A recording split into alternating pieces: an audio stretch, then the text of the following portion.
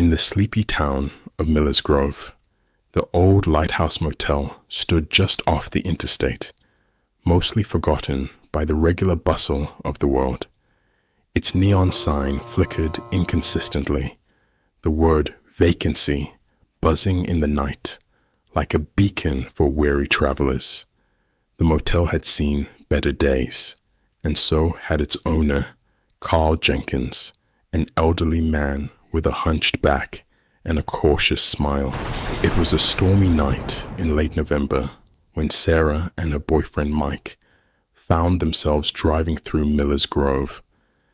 They were on their way back from a friend's wedding, the joy of the day now overshadowed by the relentless rain and wind that pelted their car. The old highway was barely lit, and visibility was poor. "We need to stop, Mike. It's getting dangerous to drive," Sarah insisted, clutching her seatbelt as another gust of wind shook the car. Mike nodded, squinting through the rain-smeared windshield. Just then, the flickering sign of the Lighthouse Motel came into view. Relieved, he turned off the highway and pulled into the motel's gravel lot.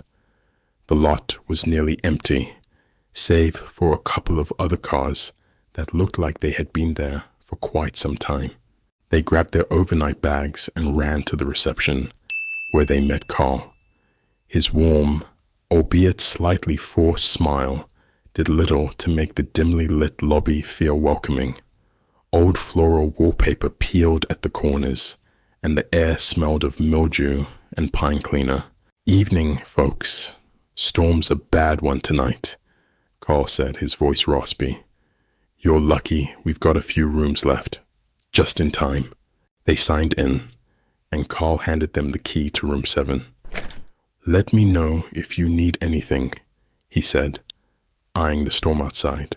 Sarah and Mike made their way to their room, the gravel crunching under their feet. Room 7 was at the far end of the motel, isolated from the other rooms. As they entered, a musty smell greeted them. The room was a freeze frame of a bygone era, with an old tube TV, floral bedspread, and wood-paneled walls. Mike tried to lighten the mood. "It's got character, huh?" he joked, dropping their bags. Sarah forced a smile, but felt uneasy.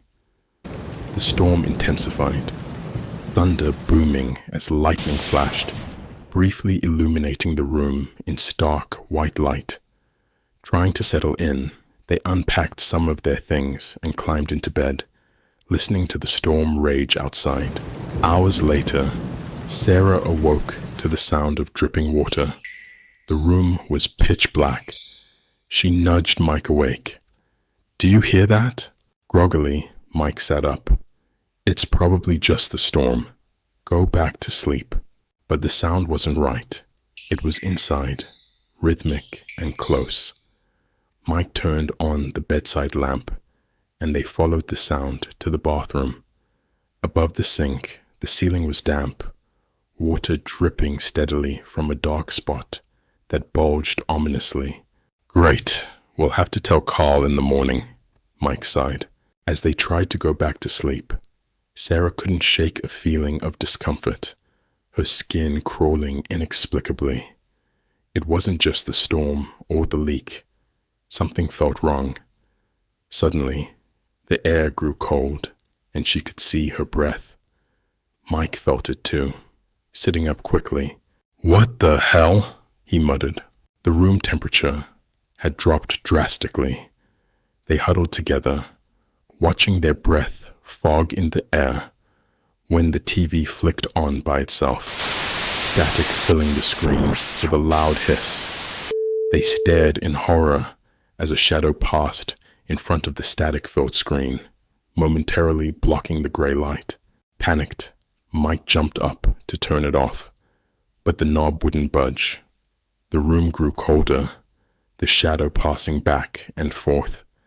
Sarah's heart raced as she pulled the covers up to her chin. Then, just as suddenly as it had started, the TV clicked off. The room began to warm up.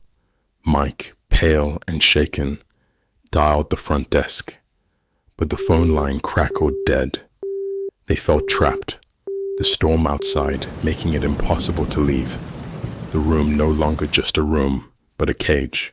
The next hours were restless, filled with unspoken fears and unanswered questions. As dawn broke, the storm cleared, and the first light of day seemed to dissolve their fears. They packed quickly and went to the front desk. Carl was there, his expression unreadable. "Morning. You folks all right? Storm kept you up?" Mike was about to mention the TV and the shadow, but Sarah interrupted, her voice steady. "We're checking out." Carl nodded, almost knowingly. "Sure thing. Safe travels." They drove away from the Lighthouse Motel as the sun rose higher, casting light on the retreating shadows of night. Neither spoke much, the memory of the night heavy between them. It was only later, when Sarah researched the motel, that she found old news articles about a fire that had claimed several lives decades ago. Lives that had never left, bound to the motel, replaying their tragedy for unsuspecting guests like echoes in time. The Lighthouse Motel continued to stand, its vacancy sign flickering, waiting for the next storm to bring the weary and the brave.